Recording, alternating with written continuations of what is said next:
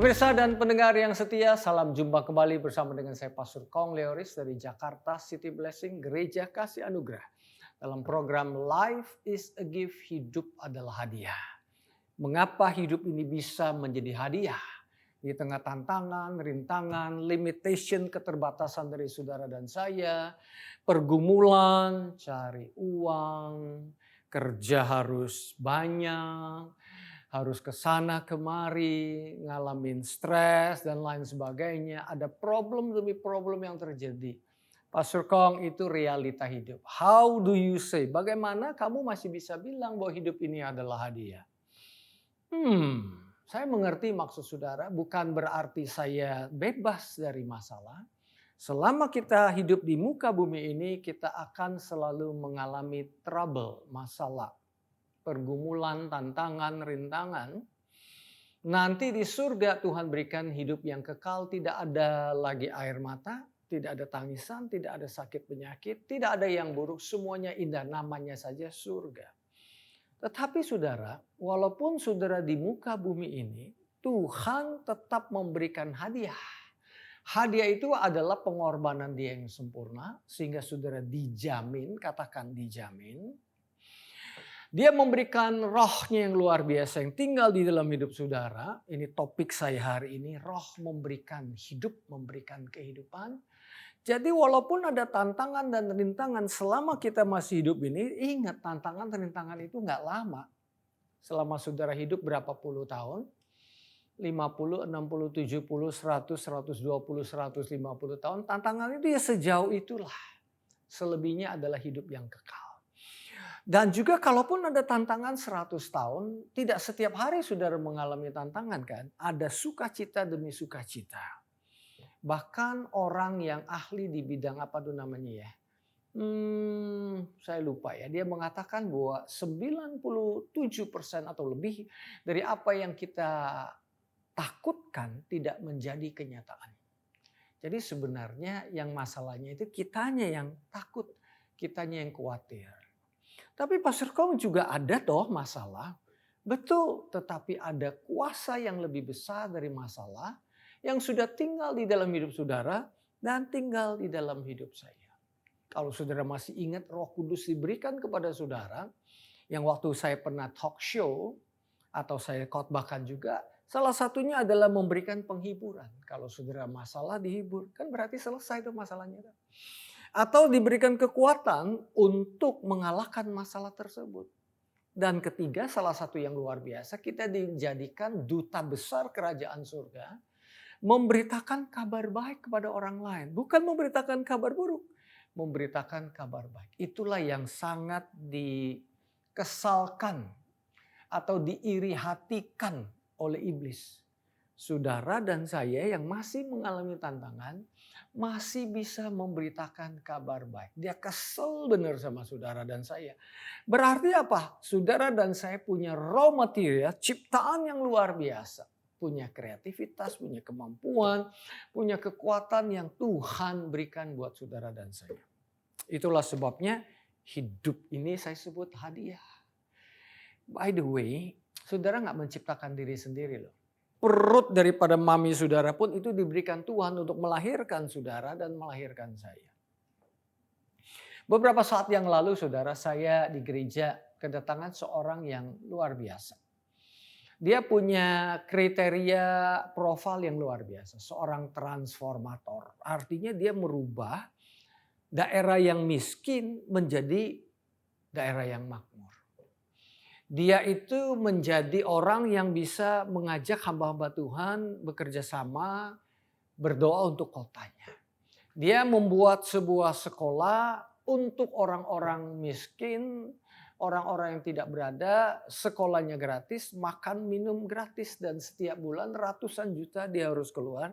Padahal dia tidak punya gereja, dalam arti dia bukan seorang hamba Tuhan gembala yang bisa mengatur organisasinya, ada persembahan, perpuluhan dan lain sebagainya yang dia bisa pakai untuk mengelola, yang paling tidak ada sumber income. Yang ini sama sekali enggak dan dianggap sebagai buang uang kan. Karena membuat sekolah yang mahal, puluhan miliar nilai sekolahnya. Muridnya juga banyak dari seantero Nusantara.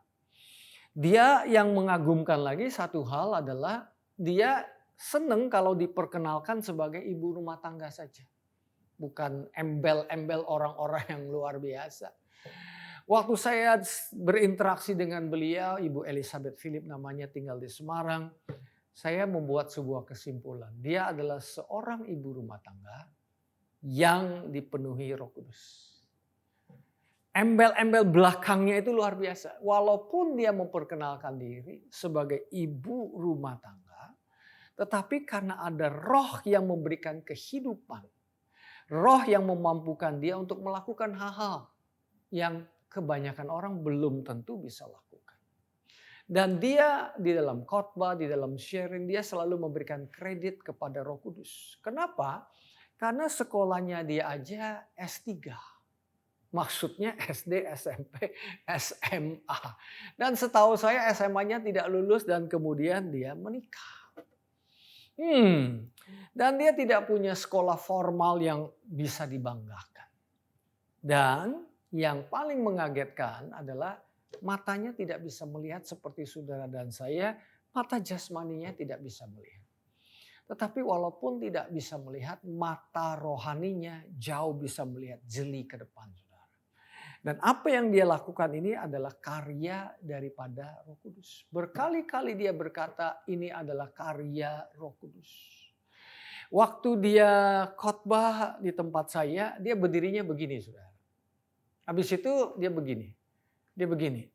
Dia karena dia nggak bisa ngelihat ya. Namanya kalau orang tidak bisa lihat ya bisa tidak ada fokus. Dan kalau dibiarkan bisa jatuh, saudara. Sampai ada leader saya, ada jemaat saya bilang, ini orang luar biasa sekali. Benar-benar saya melihat pekerjaan Roh Kudus di dalam hidup dia. Yang lucunya, saudara, waktu dia salaman, dia masih bilang, Ibu Elis masih kenal saya enggak? Ibu Elis pernah doakan anak saya. Yang pertama, yang kedua, beberapa tahun yang lalu lah, sudah cukup lama. Oh ya, Ibu Elisa bilang saya masih kenal. Kamu tambah gemuk ya? Kemudian teman saya ini bilang, jemaat leader saya ini bilang, kok bisa tahu? Perkataan kok bisa tahu. Ini yang ingin saya perlebar sebentar, saudara. Kok bisa tahu? Pertanyaan yang sangat masuk akal. Karena secara mata dia tidak bisa lihat. Berarti dia tidak mungkin tahu, ya kan?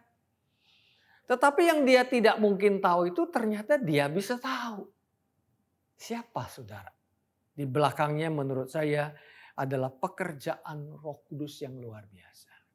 Dengan kata lain, apa yang menjadi limitation, keterbatasan saudara dan saya, apakah keterbatasan fisik lah, atau keterbatasan otak lah, atau keterbatasan yang lain, network dan lain sebagainya, Roh Kudus bisa membawa saudara ke level yang tinggi, tinggi, dan tinggi. Roh Kudus bisa membawa saudara dalam perjalanan yang menyenangkan, mengalami breakthrough demi breakthrough, dan breakthrough, dan breakthrough. Pastor Kong, kalau gitu saya nggak usah sekolah tinggi. Bukan itu maksud saya. Sekolah sebaik-baiknya. Punya network sebanyak-banyaknya. Tetapi yang paling penting adalah bergantung sama Tuhan. Karena kalau punya sekolah tinggi nanti bisa-bisa Roh Kudusnya disingkirkan. Karena kepinteran kita. Ya. Tapi kalau bisa kombinasi itu bagus. Karena Roh Kudus juga memimpin kita lewat pengetahuan yang Tuhan berikan kepada kita. Kalau nggak sekolah nggak perlu dong. Padahal di Alkitab juga ada disebut sekolah. Sekolah itu memberikan kita hal-hal yang basic. Tetapi Tuhan bisa melakukan lebih. Kalau kita menjadikan sekolah kita God, Tuhan, maka keterbatasan kita hanya sampai kepada intelektual kita. Bisa sukses nggak? Saya pikir bisa. Karena Tuhan juga yang ciptakan otak saudara dan otak saya, jadi bisa sukses.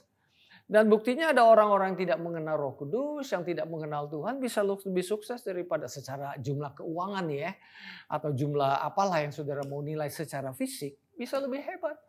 Tetapi kriteria kesuksesannya itu belum tentu seperti kriteria Tuhan.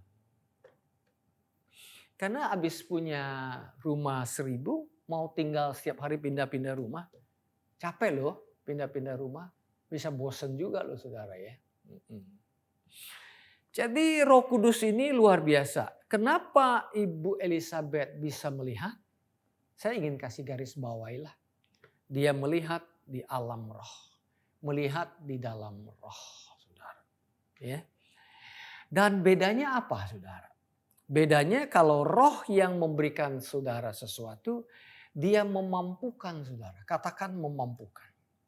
Mata jasmani beliau tidak memampukan dia untuk melihat, tetapi roh memampukan dia melihat jauh dari hanya sekedar fisik, bahkan masuk ke alam rohani.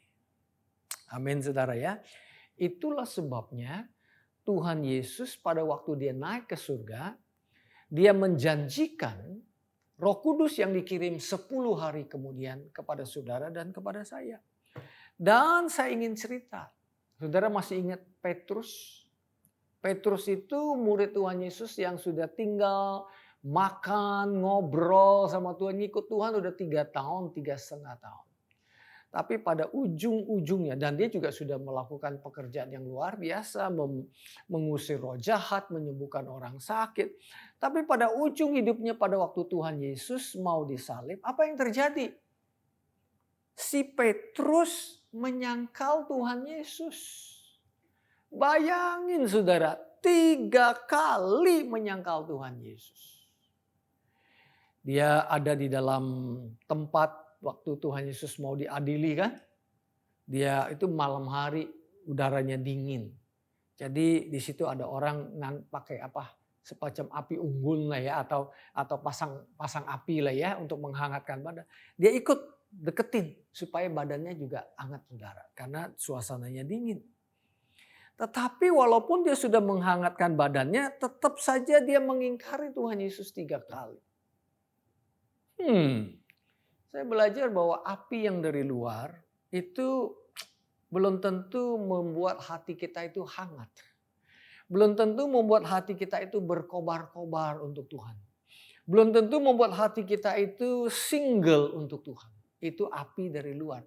Hanya menghangatkan tubuh bagian luar saja. Tetapi, katakan tetapi, pada waktu Pentakosta, pencurahan Roh Kudus setelah Tuhan Yesus bangkit dari antara orang mati. Dia tinggal di bumi 40 hari lamanya. Memberikan kesaksian bahwa dia itu hidup. Tidak perlu disangka lagi 40 hari itu angka ujian.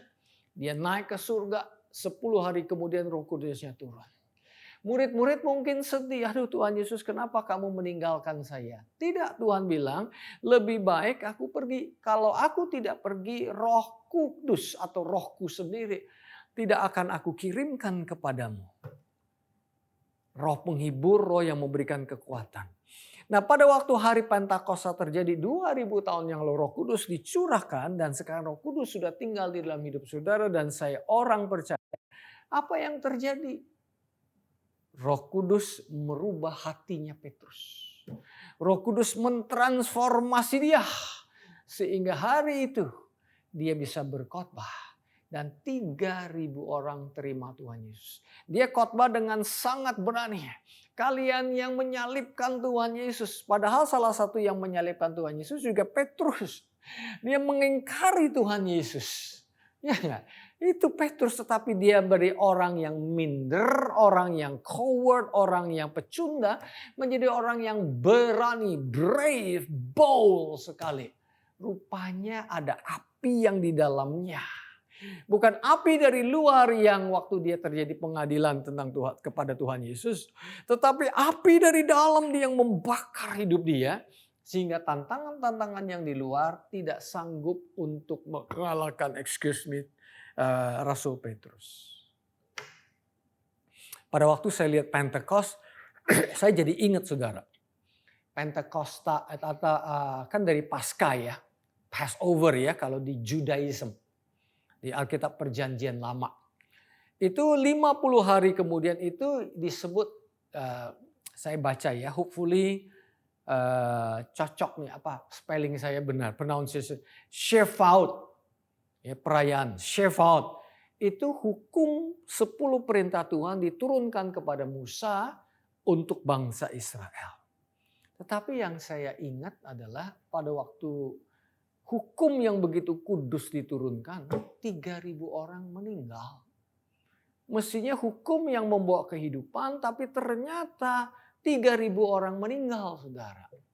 Kenapa begitu? Saya ingat 2 Korintus 3 ayat 4, 5, 6. Huruf hukum itu membunuh, tetapi roh memberikan kehidupan. Sekali lagi bukan hukumnya salah, hukumnya kudus, saudara. Saya bacakan ya. Saya ambil dari 2 Korintus 3 ayat 4, 5, 6. Saya terjemahkan langsung dari New Living Translation.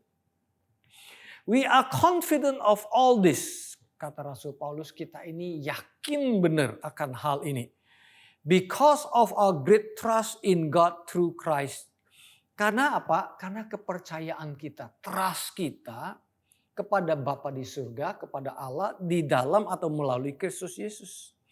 It is not what we think we are qualified to do anything on our own. Kami ini yakin, berani.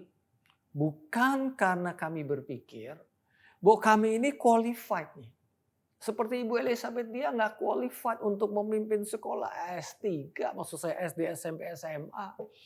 Mana qualified sih untuk membangun sekolah yang begitu luar biasa? Nggak qualified. Pendidikannya aja terbatas, matanya saja tidak melihat. Tetapi dikatakan bahwa kualifikasi kita itu bukan di dalam kita. Our qualification comes from God. Kualifikasi kita itu datangnya dari Tuhan.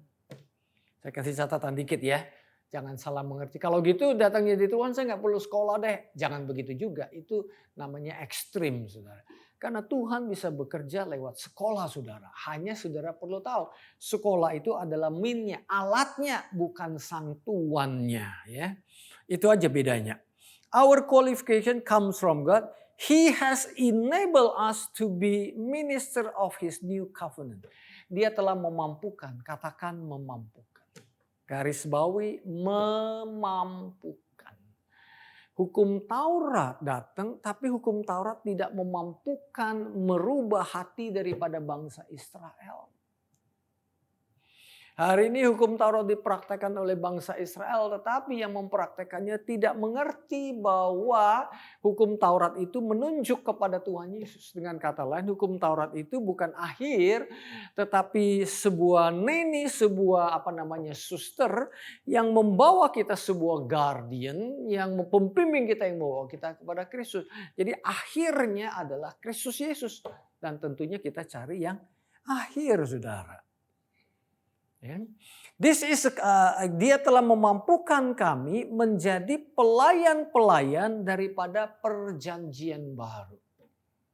Gereja Tuhan itu lahir pada waktu menurut scholar, saudara, yaitu pada waktu Roh Kudus dicurahkan. Itulah birth-nya, lahirnya gereja Tuhan, gereja perjanjian baru. This is a covenant, ini adalah sebuah ikatan perjanjian, not of written law, bukan yang tertulis seperti hukum Taurat, tetapi oleh Roh. The old written covenant ends in death. Yang lama tuh, yang perjanjian yang lama tuh, yang hukum Taurat itu berakhir dengan kematian. Bukan dia tidak kudus sekali lagi, tapi manusianya tidak mampu melakukan. Kalau kita tidak mampu melakukan, ya kena denda lah. Atau kena konsekuensi lah. Benar kan ya? Sebuah peraturan dibuat ya harus diikutin. Kalau nggak ada peraturan ya sudah. Tapi kalau sudah peraturan dibuat ya harus diikutin. Dan tidak boleh menjadi presiden buat orang lain.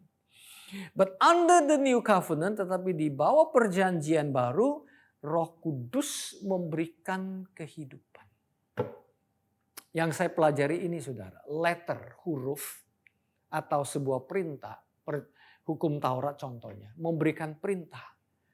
Bagus perintahnya, harus diikutin, tidak boleh dikurangi. Tetapi sayangnya perintah itu tidak memampukan saudara dan saya untuk menggenapinya. Gak bisa. Tetapi waktu Roh memberikan sebuah perintah, Misalnya, kasihilah sesamamu seperti dirimu sendiri. Kasihilah Tuhan Allahmu dengan segenap hatimu. Baru kemudian kasihilah sesamamu manusia. Pada waktu Roh Kudus memberikan perintah seperti itu, dia tidak hanya memberikan perintah, dia memberikan hati yang baru kepada saudara, roh yang baru, sehingga saudara mengasihi itu menjadi sesuatu yang menjadi your nature. Naturnya saudara yang baru. Menjadi kepengennya saudara yang baru. Menjadi your new will, tidak usah dipaksa. Justru saudara akan bingung ya, kenapa ya ada orang yang tidak mengasihi Tuhan. Dia begitu baik, dia sudah mati buat kita, dia memberkati hidup kita. Oh, hanya karena 1-2 tantangan yang ada, itu pun gara-gara kesalahan kita. Gara-gara leluhur kita Adam dan Hawa yang berdosa, dan dosa itu memiliki konsekuensi. Tetapi dengan konsekuensi yang ada, Tuhan Yesus menebus hidup kita, dan ada tantangan-rintangan. Is nothing, gak ada apa-apanya dibandingkan dengan kehidupan yang kekal yang dia berikan. Dan toh di tengah tantangan saudara, Roh Kudus tetap memampukan saudara untuk menyelesaikannya. Contoh, kalau ada orang yang lumpuh, nggak mungkin kita bilang, kamu pergi ambil makanan. Ya dia nggak bisa, karena kakinya lumpuh. Nggak bisa berjalan. Orang yang buta disuruh jalan, nggak bisa. Tetapi pada waktu Roh Kudus berkata, pergi, dia memampukan. Dia mencelikkan mata saudara, dia menguatkan kaki saudara, pokoknya dia memampukan hidup saudara dan hidup saya. Jadi waktu hari raya Pentakosta datang, waktu pencurahan Roh Kudus, api yang hadir pada waktu itu dalam bentuk pillar of fire dan kemudian ada tongues of fire, ada lidah-lidah api yang hinggap di orang-orang di Yerusalem pada hari itu. Orang-orang itu dimampukan dan salah satunya adalah Petrus, dia khotbah dengan luar biasa. Yang terakhir ya saudara ya. Rasul Paulus yang dulunya bernama Saulus. Apakah Rasul Paulus pernah ketemu Tuhan Yesus? Apakah dia salah satu murid Tuhan Yesus dari 12 atau dari 70? Apakah dia pernah nginep makan bersama Tuhan Yesus? Menurut scholars, tidak. Walaupun kemungkinan Rasul Paulus hidupnya di zaman-zaman itu juga. Tapi dia tidak pernah berinteraksi secara fisik dengan Tuhan Yesus.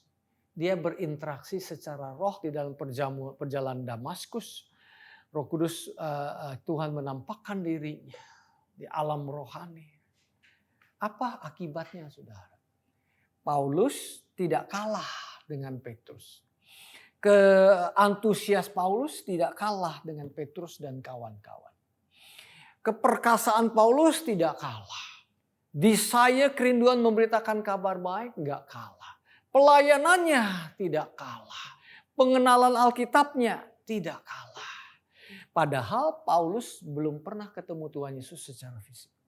Tapi dia sudah bertemu Tuhan Yesus di alam roh. Dan dia memiliki the Spirit of God. Roh Kudus. Sehingga Roh Kudus itu memampukan dia untuk melakukan hal-hal yang luar biasa. Yang tidak kalah dengan apa yang bisa dilakukan oleh Petrus dan kawan-kawan yang notabene sudah pernah jabat tangan sama Tuhan, makan sama Tuhan, tidur sama Tuhan, ngobrol sama Tuhan, dan melakukan hal-hal yang lain secara fisik. Dengan kata lain saudara, hidup fisik saudara dan saya terbatas saudara. Tapi jangan khawatir, ada Roh Kudus yang sudah tinggal di dalam hidup saudara dan saya yang percaya, dia memampukan saudara untuk hidup berkemenangan. Saat kita kalah, saat kita jatuh, dia yang membangkitkan kita kembali. Dia memberikan sukacita kepada saudara dan saya untuk maju lagi di dalam nama Tuhan Yesus Kristus. Bapak, aku berdoa Engkau sudah mencurahkan Roh Kudus-Mu 2000 tahun yang lalu. Berarti Roh Kudus sudah ada di dalam dunia ini. Dan aku berdoa untuk teman-teman, untuk pemirsa pendengar yang setia. Kalau saudara belum menerima Roh Kudus, saudara hari ini dibaptis Roh Kudus. Selain berbicara bahasa roh, saudara diberikan kemampuan. Saudara bisa ikutin doa saya. Katakan, Tuhan Yesus, baptiskan aku saat ini dengan kuasa Roh Kudus-Mu. Dalam nama Tuhan Yesus. Horabashakiti antara labashandara. Erabakatara labashandara labakurabashandara. Tuhan bisa memberikan saudara kata-kata baru untuk berbahasa roh. Silakan, silakan. Gak apa-apa saudara. Itu dari Roh Kudus. Dia juga memberikan kekuatan kepada saudara. Setelah saya selesai khotbah ini, saudara boleh teruskan berbahasa roh di tempat saudara masing-masing. Bagi saudara yang belum menerima Tuhan Yesus sebagai Tuhan dan Juru Selamat, saudara, saya berikan kesempatan. Waktu saudara mau percaya, saudara mendapatkan kehidupan kekal. Just hanya ikuti doa saya. Katakan, Tuhan Yesus, Tuhan Yesus, hari ini aku percaya sama Engkau sebagai Tuhanku dan Juru Selamat yang mengampuni semua dosa dan pelanggaran. Katakan, Tuhan Yesus, hari ini jadikan aku putra-putri kerajaan surga. Dalam nama Tuhan Yesus, aku berdoa. Amin. Apabila sudah berdoa demikian, yakinkan diri saudara sebagai putra-putri kerajaan surga. Satu note terakhir sebelum saya undur diri dari studio. Kalau saudara sudah terima Tuhan Yesus, berarti sudah ada Roh Kudus di dalam hidup saudara. Kalau saudara belum bisa berbahasa roh, belum tentu, bukan berarti sudah tidak ada Roh Kudus ya. Jangan salah mengerti. Karena kalau saudara terima Tuhan Yesus, Roh Tuhan tinggal. Tetapi ada karunia-karunia Tuhan yang banyak yang saudara bisa praktekkan. Baik pemirsa, pendengar yang setia, waktu saya sudah habis. Saya Pastor Kong Leoris dari Jakarta City Blessing Gereja Kasih Anugerah undur diri dari studio dan kita ketemu di episode yang akan datang. God bless you. Amin.